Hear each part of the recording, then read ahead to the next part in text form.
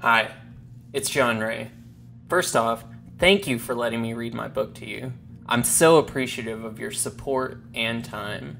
Second, and then I'll get into the book, at the time of this recording, I'm still seeking out a publisher that feels like a good fit for me. If you're a literary agent or a publisher or just someone that knows about that world and resonate with anything in this book, I'd love to hear from you. You can find my contact information in the notes to this audio or at awesomeintuition.com. Thank you all so much. Let's begin. Past, present, future. Living in the moment. You hear so many spiritual practitioners talk about living in the moment. What does that really mean? Well, it means you should stop listening to people outside of you and start listening to yourself. We understand that there are many philosophies, many spiritual practices on your planet. You have many different sources of information that you can choose to use as a jumping off point for having and forming your own understanding about life. The concept of living in the moment, living in the now, is really pointing to the idea that when you are in your non-physical, broader perspective, there is not necessarily the construct that you would call time. Everything is existing simultaneously in the now moment. Time, space, and motion are illusion created by your consciousness moving through billions upon billions of parallel reality frames in every second. Living in the now, within the construct of time, or the energy of time as you do on this physical plane, is pointing you in the direction of tapping into the wisdom of the non-physical, broader perspective that you truly are. It is the idea of integrating with that part of you which lives outside of time, so that you might be able to control and choose your life from that broader perspective, and therefore bypass time or become timeless. When you believe that your life must follow some kind of linear progression, then you limit the potentials available to you. When you sidestep the construct of time, you begin to experience your true potential. If you start living in the now, are you opening yourself up to a higher spiritual plane? Yes, in a sense. Think of it this way. Your lifetime right now is like a television station that you might flip to on a TV. Let us say that you're currently on channel 88, and so you're tuned in and viewing channel 88. Now, just because you're on channel 88 does not mean that there are not hundreds, thousands, or in the grand scheme of life, infinite other channels that are happening simultaneously. Just because you're not tuned into them right now does not mean that they are not happening. Living in the now is recognizing that the other channels exist and choosing to focus exclusively upon the one you wish to experience. What are some easy pointers to stay in the now? Remember that you are always in the now, so you can't not be in it. Double negative, we know. But we understand that you are wishing to become more present without your thoughts wandering. To stay in the now, it can be helpful to point at things, whether you physically point at them or merely point your attention in their direction, and acknowledge them. For in the acknowledging of what you are doing in this moment, you're telling yourself that you are here and now. As you walk, you might say, I am walking, I am taking a step, I am taking another step, I am reaching for a glass of water, I am bringing the water to my lips. All of this can happen in your head, otherwise people might start to roll their eyes at you and think that you're a little bit kooky, but that's okay too. This will begin to train you to recognize that you are living right now. When your attention is directed on the activity that you are performing, you're less likely to be running secondary streams of thought that are focused on a past or a future that you are perceiving from whatever vantage point you're in right now. The only moment that exists is now. When you look at your past, you are viewing it from the present point of view. When you look at your future, you are viewing it from right now. Anytime you look at the clock, it is now. You have the ability to view your past or to decide potentials for your future based on the vibration that you hold in your now. You live in a holographic universe, a holographic reality that is being controlled by your consciousness. You're not moving through one reality and slowly changing things. Rather, you are shifting through billions and billions of parallel realities in every single second. From one moment to the next, based on your vibration, you might remember your past in a completely different way. You create your past in every moment, just as you create your future. Try remembering something from your past that you've never recalled before. Pick a date at random with no significance. It may have just been a black dark space in your mind that you weren't able to pinpoint before, but all of a sudden there is some clarity on the past. That clarity allows you to shift in vibration and move into a new potential future based on the new vibratory rate it offers you. By rewriting the way you remember the past, you literally shift who you are in the present. If you can truly create your future, then you can create your past as well. You're doing that all the time. The energy of time moves in a circle. You think that the past that you remember right now is the past that you have always remembered, but your past changes just as much as the potentials for your future do. By changing who you are now, you change who you were in the past and who you will become in the future. You're a dot on a circle. If the dot is blue, the entire circle is blue. If you make the dot green, the entire circle turns green. That means that changing the definition of the dot changes the color of the future and the past. True forgiveness is not making amends with a past that still haunts you. It is inventing an entirely new history by changing who you are in the present and therefore experiencing an entirely new future as who you've always been. Do you think that our emotions are driven by attachments to the future and the past? Your emotions are driven based on what you are focusing your attention and your energy on right now. Emotions are just manifestations that show you what you're creating in your life. If you, instead of focusing on what you're doing right here and now, are worried about the future or distraught about something that has happened in your past, then absolutely those things can drive your emotion. If you're perceiving something in your past or your future as being a negative thing, and your broader perspective disagrees with the decision that you have come to about something, then you will experience negative emotion as a signal that you're not seeing it from the highest and best perspective. The negative emotion lets you know that there is a higher awareness available to you about the thing which you are looking at. All your emotions are just an indicator showcasing to you whether or not you are in congruence with the way that your broader perspective, your source energy, God, feels about the scenario. If you have negative emotion as you think about past, present, or future, it is merely an indicator that your higher self, your broader perspective, does not agree with you. It is an opportunity to expand your awareness about what you are looking at. What does past, present, and future mean? And can you explain each one to us? Past, present, and future, and everything that you perceive are merely frequencies of thought that you can tune into. In any given moment, there are potentially billions, if not infinite potentials of what your next move could be. Of what the reality that you switch to as your parallel reality jumping or frequency hopping might look like. The reality that you switch to could be any infinite number of potentials. But based on the vibration and based on the belief systems that you have, usually you create a reality so similar to the one that you are currently living that you don't realize that you're shifting to a new parallel reality in every single moment. As you become more timeless, as you become and integrate more of your broader perspective, you will begin to have intuitive thoughts about your past, about your present, or about your future. Because you're tuning into different frequencies of those things, of those ideas. You're finding elements of your past that existed on frequencies you may not have had access to in what you called your past, but now, because you have shifted your pattern of thought, because you have shifted your belief system, you have access to new frequencies about your past that give you new understanding. From that new understanding, you either have a completely new epiphany about what your past was, or you find certain details from your past that allow you to shift your vibration in a way that matches the vibration which will draw to you the future events that you wish to experience. It's entirely possible to invent a completely new past in every now moment, but experience it as though it has always been the past that you remembered.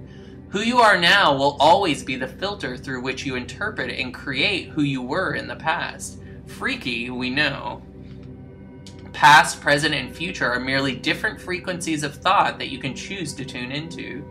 This is all a talented psychic does when they are reading your future, or your fortune, so to speak. They are tapping into different frequencies of energy potentials available to you.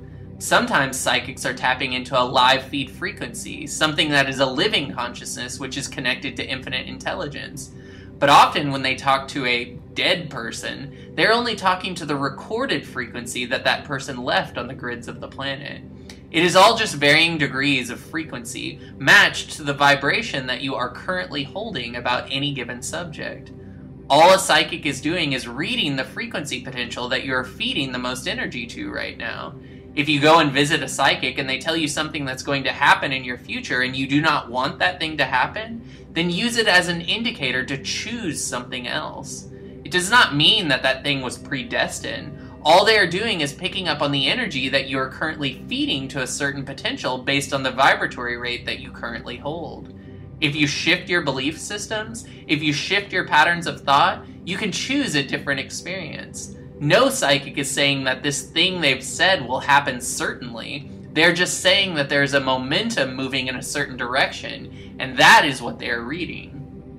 This is why discernment is so important as you read past predictions in spiritual texts. Many of those texts, like the psychic reading the future, are written based on the potentials of energy at the time of writing. As the energy and consciousness of the planet changes and shifts, then new energetic potentials come into focus. Prayer does change the planet when enough people gather with a similar intention. Often the answers to prayers cannot flow in until an old paradigm of thinking is allowed to shift. This is the paradox. A certain line of thinking bursts the desire for a new future, but the new future cannot manifest as reality until the old thought process that birthed the desire is released. Is it that what you seek, you find?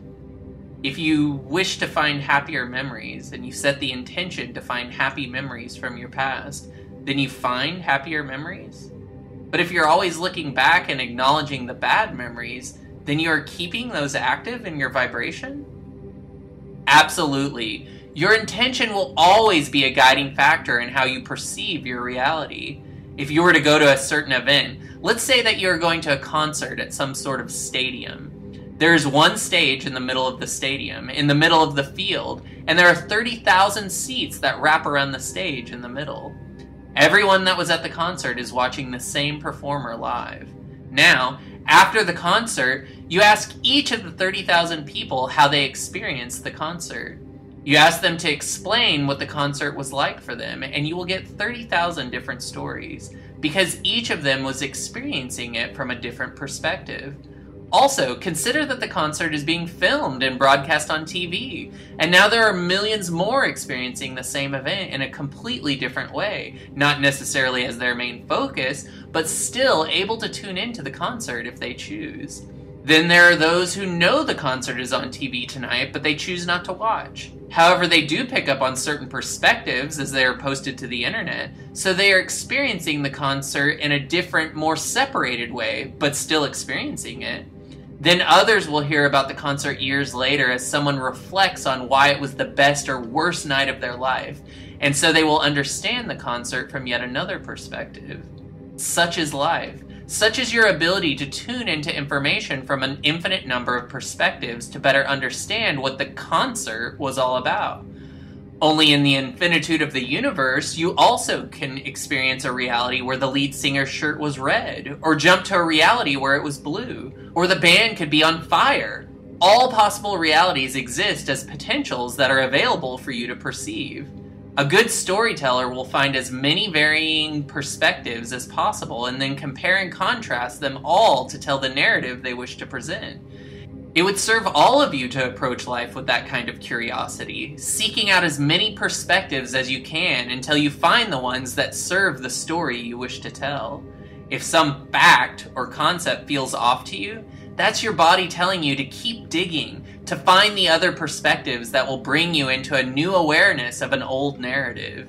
You, in remembering your past, are usually remembering it from only one perspective. But as you shift your vibration, as you ask to see it in a different light, you'll be able to tap into the frequency of how it was perceived from other viewpoints, from other vantage points. In seeing your past from a new perspective, you will have a better understanding of how it has led you to exactly where you wanted to be. And therefore it might draw new, different emotional responses from you. Indeed. Should we just ignore the past? Is it ever helpful to think about the past? If you find joy in thinking about something, then by all means, think about it. The past can be a brilliant way to remember times when you felt in alignment, when you felt confident, when you felt successful, when you felt that you were on top of the world. By all means, bank those things in your memory and go back to them as often as you wish so that you can experience that emotion. Use past memories that are delicious to remind yourself that you felt the way you want to feel before, and let your memories inspire you to feel that way again. Using anything to feel the way you want to feel is valuable. Your feelings today represent your reality tomorrow. In using your imagination to go back and remember the past, you're offering the vibration of that experience in your present. Your imagination is like your own personal time machine. Your reality renders based on the vibration you are giving off. It does not understand whether you are actually living something or just remembering it. You could be completely making it up in your imagination, and if it conjured feelings within you that felt good, it would serve you in bringing that desire into manifestation. If you have created an image of something in your mind that is so vivid that you can feel the feelings that were present when you lived it the first time, then it is just as though you're activating and living the same vibration right now. Therefore, you will create a perpetuation of the way you are feeling.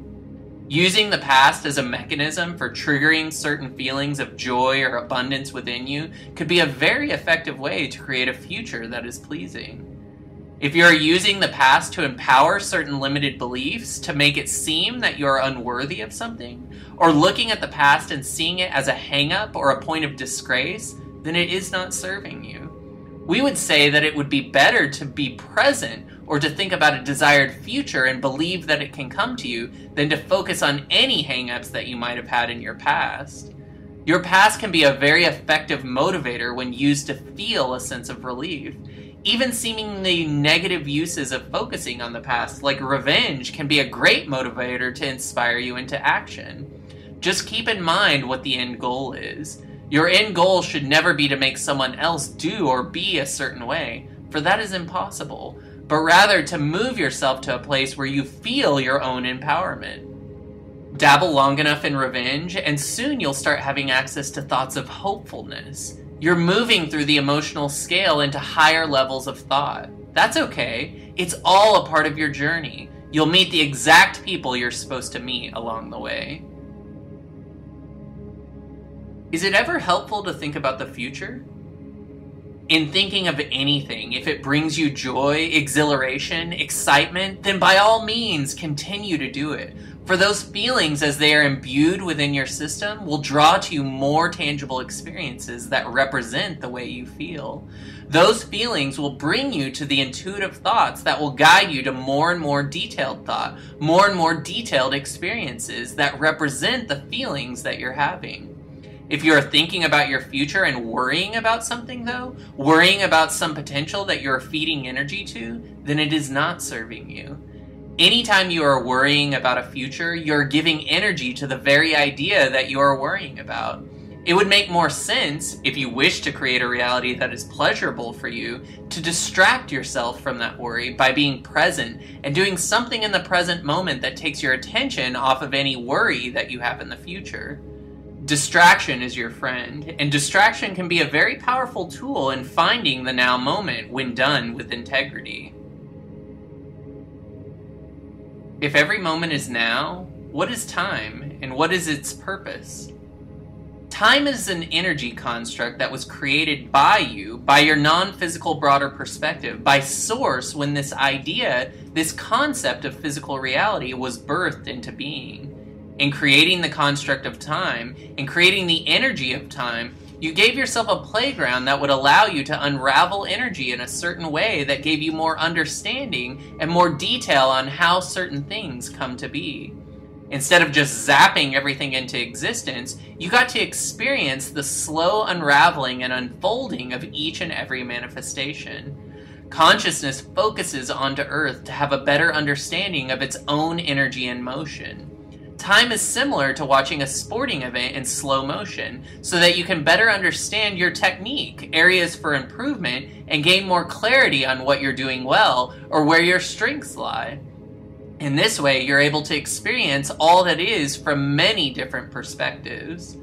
Time as an energy is something that you can work within, and when you begin to understand how the construct of time is layered on top of your reality, you can begin to transcend it. It becomes slippery in a way that allows you to direct it so that it begins to serve you. How do we work with time, and how can we use it more effectively? The more that you can find yourself in the now moment, excited and exhilarated about whatever you're doing, the more that you will find that time just seems to fly, because in a way, when you're excited about something, you're creating a certain separation from the energy of time. Temporarily, you have become timeless.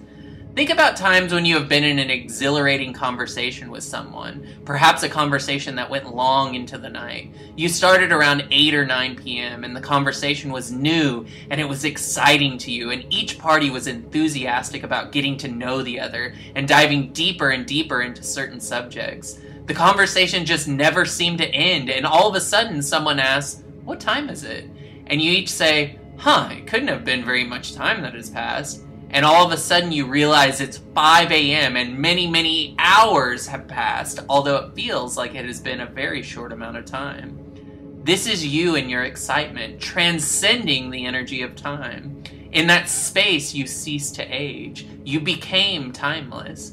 The more that you can live in your highest excitement, the more that you will become timeless. This is how you extend your lifespan. How is time experienced outside of physical reality? Outside of physical reality, everything is happening simultaneously. The idea of physical reality, part of the experiment of physical reality, is to live within a blind construct of time. From our broader perspective, everything is happening simultaneously, though. When we look at the energy of your planet, we are not seeing you necessarily moving from place A to place B, but rather we are seeing the energy that you give to the decision to move as you shift through billions of parallel experiences. We see the energy that you give to a particular reality, the energy that is flowing towards certain potentials. We are able to gauge possible futures that you will choose based on the amount of energy on the planet that is put out at any point in time by each consciousness or each collection of consciousness towards a certain decision. We see the collection of intentions, the collection of energy that is flowing to certain potentials, and we are able to read those potentials. In this way, we get an idea of the way that right now you will experience your reality. Consider the idea of an old motion picture reel. In a motion picture, each reel of film is a series of still photo negatives. By flowing the reel through a projector at a certain frame rate, around 24 frames per second, it creates the illusion of motion.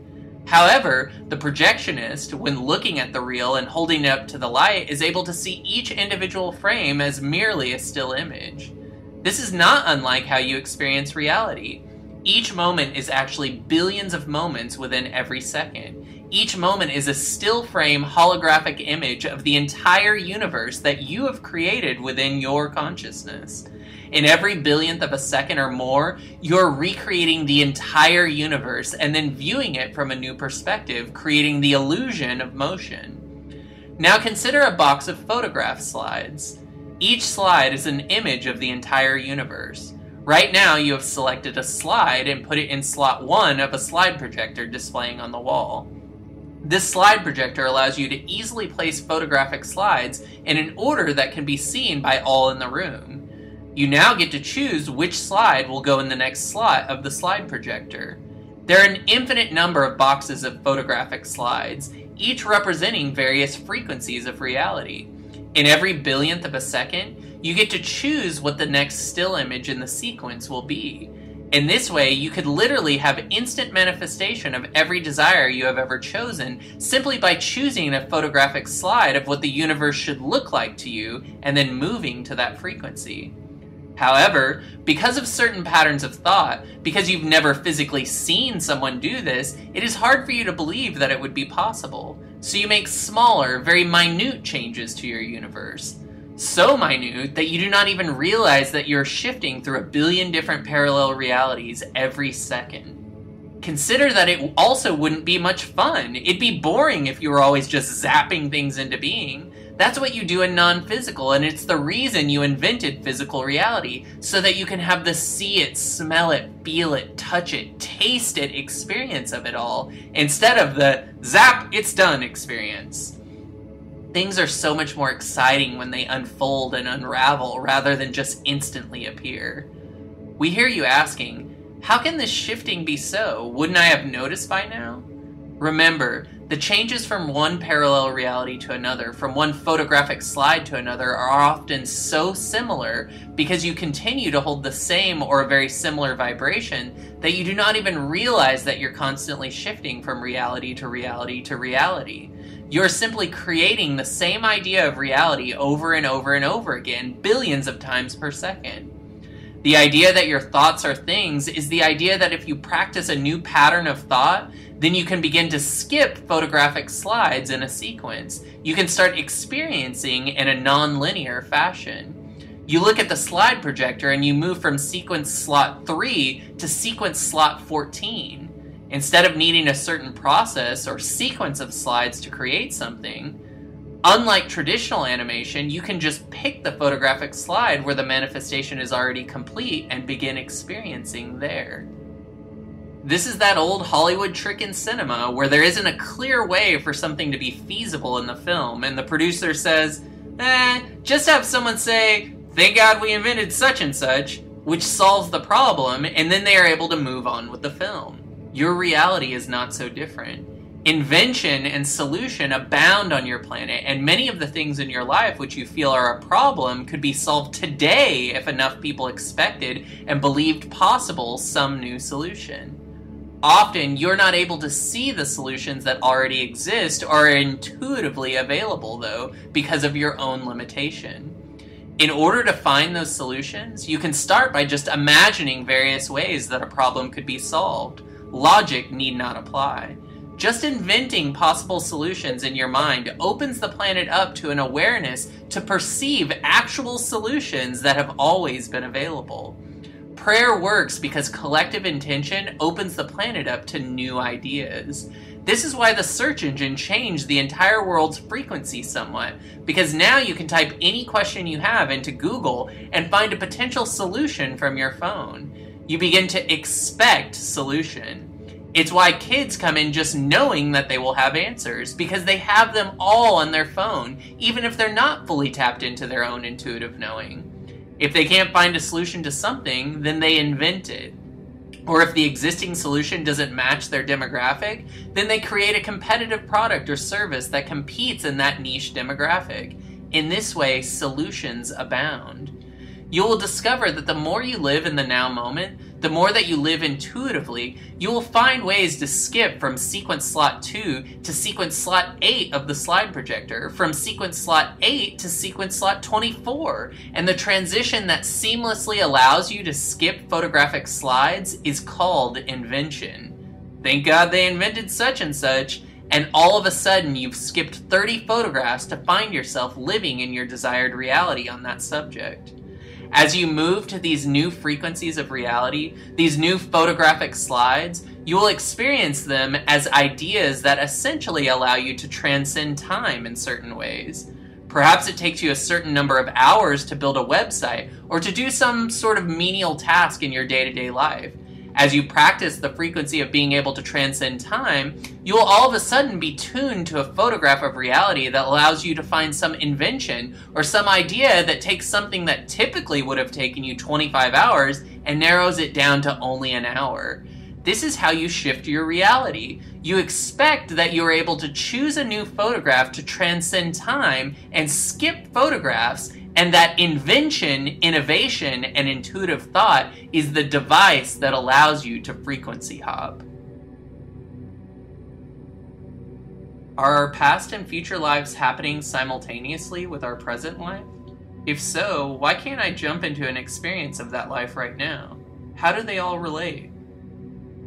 It is a limited belief that you cannot do this. For once you are truly embodied as your higher, fuller self, you can shift from reality to reality in this way. The question is whether it is relevant to your current life's theme of exploration. Oftentimes, in your dreams, you're experiencing past or simultaneous lifetimes and pulling in certain frequencies of information from other lives which serve you.